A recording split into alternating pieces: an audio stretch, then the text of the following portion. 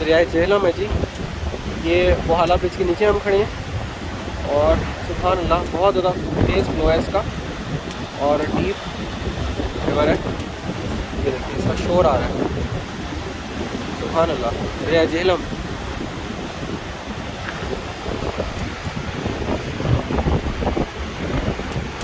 ये नीलम पॉइंट के नाम से पॉइंट मशहूर है।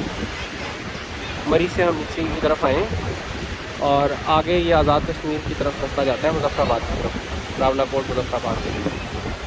सुभान अल्लाह।